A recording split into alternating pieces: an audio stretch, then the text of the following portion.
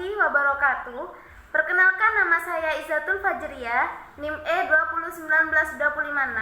Saya dari Ekonomi Syariah 2. Dalam video kali ini, saya ingin menginterview video dari Bapak Abdul Wadud Nafis, LCMEI, selaku dosen pengampu ekonomi makro Islam. Dalam video kali ini, saya ingin membahas tentang perekonomian dua sektor atau ekonomi tertutup. Nah, apa sih perekonomian dua sektor atau ekonomi tertutup? Nah, ekonomi tertutup di sini adalah ekonomi yang hanya melibatkan rumah tangga dan perusahaan itu sendiri. Nah, di sini pemerintah tidak ikut campur dalam hal ini. Nah, pemerintah juga tidak memberikan seperti pajak ataupun subsidi. Oke, yang kedua di sini kita akan membahas tentang diagram aliran perekonomian dua sektor atau ekonomi tertutup. Di mana di sini dalam diagram di sini membahas tentang 4 hal. Yang pertama yaitu rumah tangga produsen, rumah tangga konsumen, pasar barang ataupun jasa. Yang terakhir adalah faktor produksi. Yang pertama, rumah tangga produsen, di mana rumah tangga produsen di sini menerima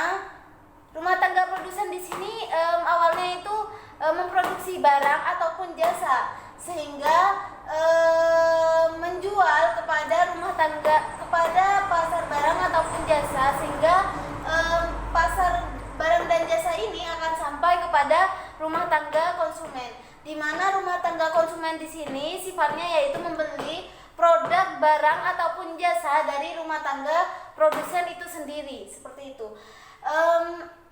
Sebagai imbalannya berupa apa? Sebagai imbalannya yaitu berupa uang. Rumah tangga konsumen ini memberikan uang kepada rumah tangga produsen, seperti itu.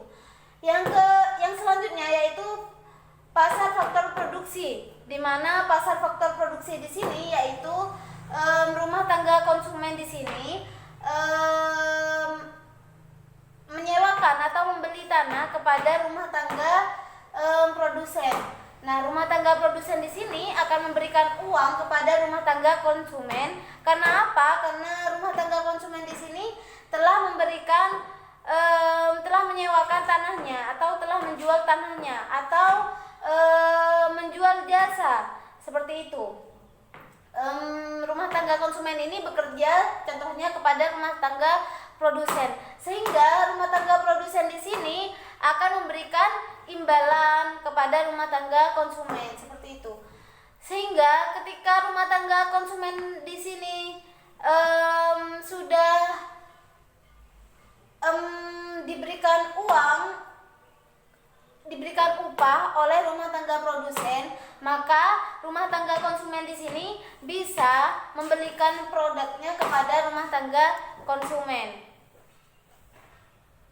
Selanjutnya, aliran pendapatan perekonomian dua sektor, di mana aliran pendapatan perekonomian dua sektor di sini yang pertama adalah sektor perusahaan menggunakan faktor produksi yang dimiliki rumah tangga seperti tanah ataupun tenaga kerja, seperti itu.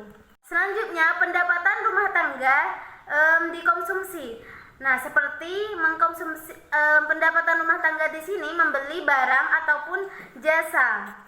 Selanjutnya, sisa pendapatan rumah tangga, sisanya itu untuk ditabung atau diinvestasikan, seperti rumah tangga konsumsi yang memiliki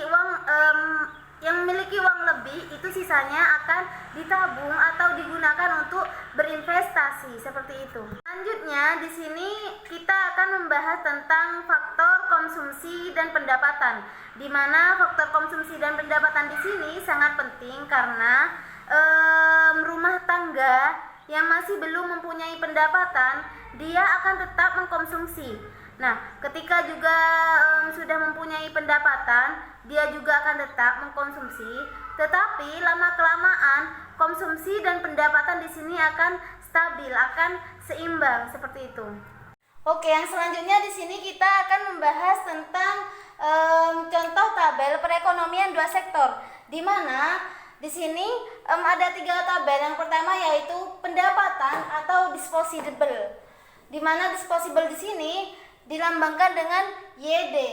Yang kedua yaitu pengeluaran atau konsumsi, bisa dilambangkan dengan C. Yang ketiga adalah tabungan dan dilambangkan dengan S. Di mana ketika pendapatannya kosong, di sini konsumsinya sudah mulai ada, yaitu 125, dan tabungannya di sini menjadi min. Jadi min 125. Selanjutnya, ketika pendapatannya 300, di sini konsumsinya naik sama menjadi 350. Dan di sini minnya sudah agak kurang, yaitu min 50.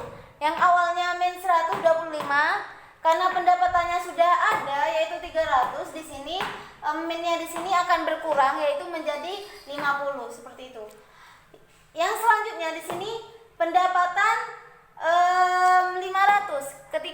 Ketika pendapatannya sudah naik yaitu 500, maka konsumsinya di sini juga naik menjadi 500 dan tabungannya di sini menjadi 0 seperti itu.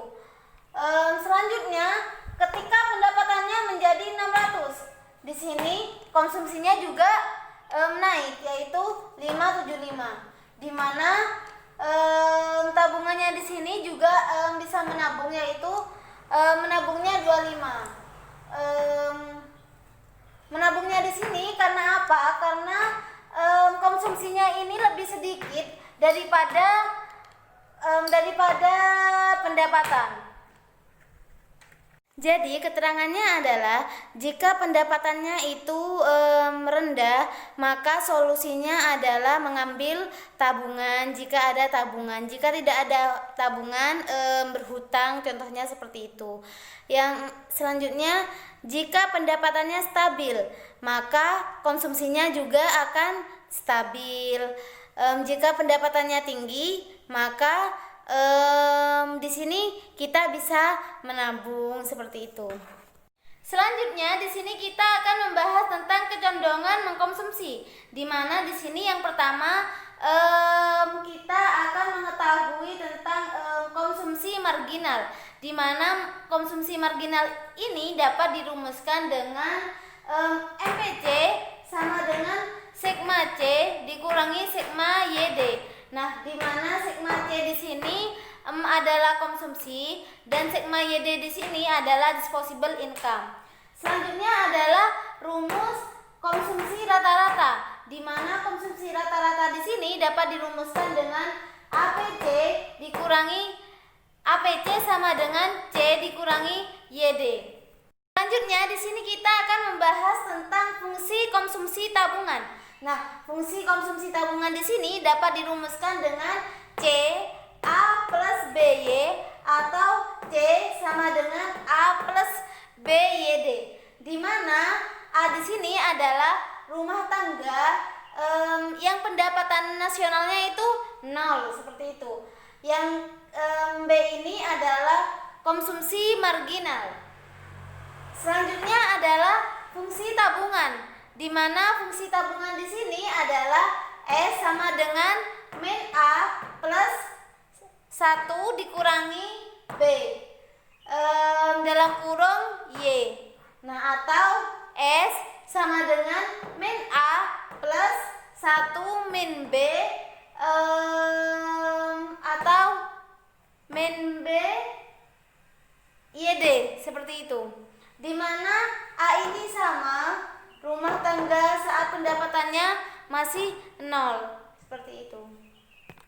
Selanjutnya adalah pengertian investasi. Nah, investasi di sini adalah penanaman modal, di mana investasi di sini meliputi pengeluaran untuk pembelian modal. Pembelian modal di sini seperti mesin, keperluan untuk peralatan produksi seperti itu.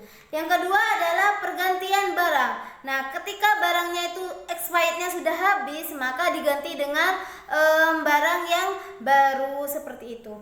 Selanjutnya adalah pengeluaran pembangunan, di mana pengeluaran pembangunan di sini seperti kantor, pabrik atau jembatan dan lain sebagainya.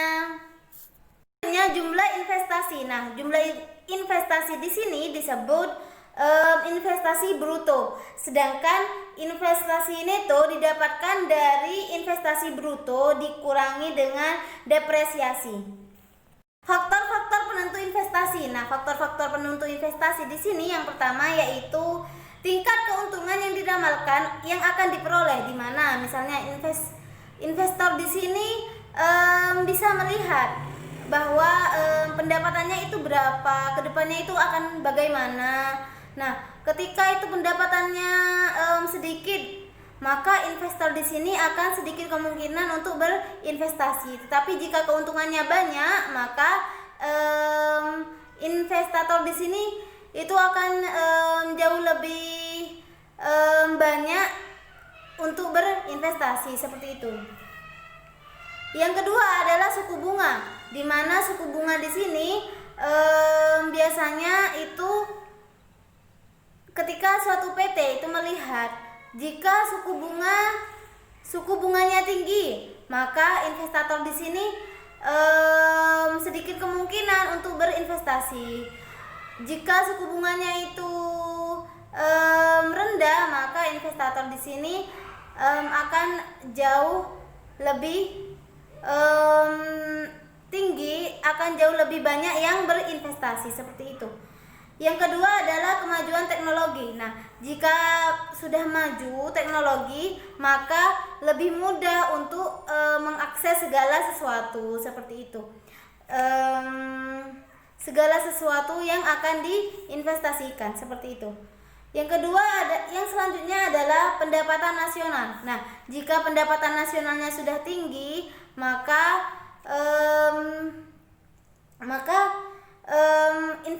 investor di sini akan jauh lebih bersemangat untuk berinvestasi.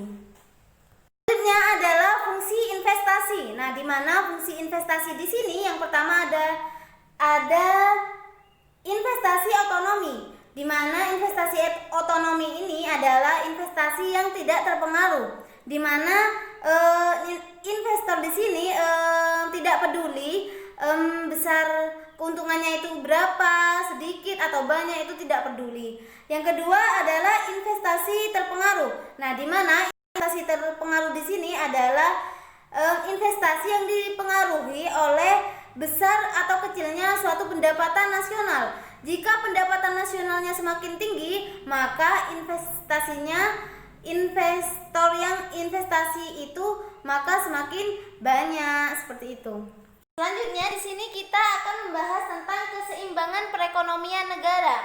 Nah, keseimbangan perekonomian negara di sini dapat dirumuskan dengan investasi. Nah, di mana investasi di sini dapat dirumuskan dengan Y sama dengan C plus 1. Nah, investasi di sini sama Y sama dengan S.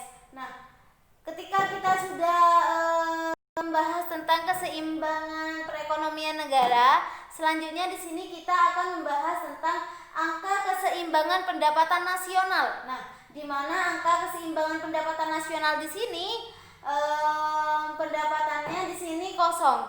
Maka konsumsinya di sini 90. Tabungannya min 90, pengeluarannya 120, investasinya 210, sedangkan keadaan ekonominya disebut keadaan ekonomi ekspansi. Nah, selanjutnya adalah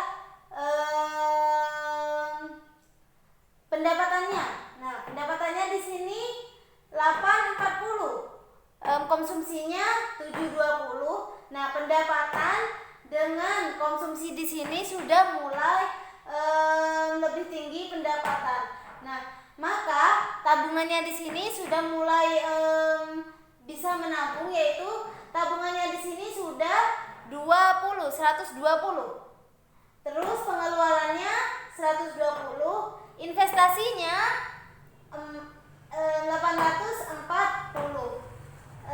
Sedangkan keadaan ekonominya disebut keadaan ekonomi seimbang. Jadi ini seimbang antara pendapatan, pengeluaran, konsumsi, tabungan, dan investasi itu seimbang, sehingga disebut dengan keadaan ekonomi seimbang, seperti itu. Selanjutnya adalah pendapatan nasional yang berskala 1.120, di mana pendapatannya ini 1.120, konsumsinya 990, tabungannya 210, pengeluarannya 120 juga, investasinya 1.110. Keadaan ekonominya disebut keadaan ekonomi kontraksi, di mana di sini ini sudah bukan stabil lagi tapi sudah bagus ya, antara pendapatan, konsumsi, tabungan, pengeluaran, dan investasi, seperti itu. Mungkin sekian video dari saya, kurang lebihnya mohon maaf. Billahi taufiq wal hidayah. Wassalamualaikum warahmatullahi wabarakatuh.